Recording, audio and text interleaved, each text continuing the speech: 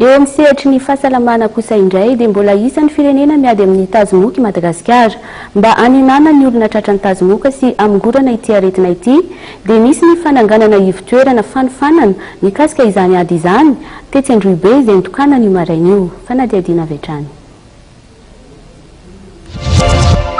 Raha toa ka aretina manana fiantraikany voalohany ary antony mahatonga ny fahafatesany zaza latsaky ny 5 taona ny tazomoka tamin'ny taona 2014 dia efa lasa teo amin'ny larana fahaenina amin'ny fiantraikany aretina amin'ny taona rehetra sy fahavalo amin'ireo makasika ny zaza latsaky ny 5 taona izany tamin'ny taona 2012 mitoy ny ady amin'ity aretina ity ka izay indrindra no nananganana ivon-toerana fanofanana etsy Androibe izay notokanana io maraina io. Avolenta dia avolenta no atao amin'ity centre de formation ity satria ao zany ny mpikaroka malagasy no miasa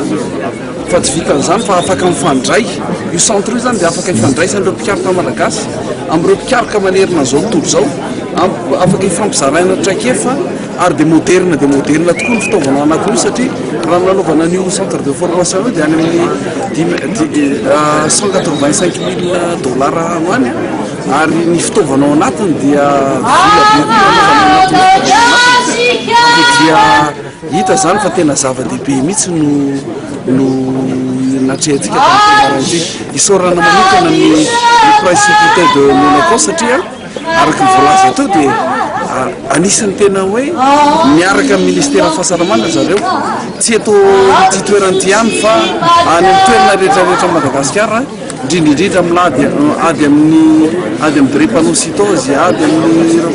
aretina maro samihafa fanangahana foto-drafitrasa dia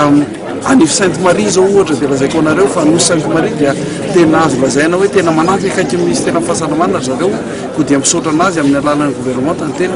amin'izao zavatra izay meny fanjakana malagasy zao. Ireo mpiasa misy 520 amin'izao teo anivon'ny sampana misana ny ady amin'ny tazomoka no azo tombotsoa voalohany tamin'izany fananganana ny fitoeran'izany mivelatra amin'ny abe 120 amin'izao toradroa ity trano lehibe ity izay ahitana efitra fiofanana toerana fandika-teny efitra fanatobiana fitaovana ary fidiovana. Ny principauté de Monaco no namatsivola ny asa fanamboarana n'ity ivon-toerana ity etsy andan'izany sy dia ny OMS kosa no nanatotosany fampitaovana izay.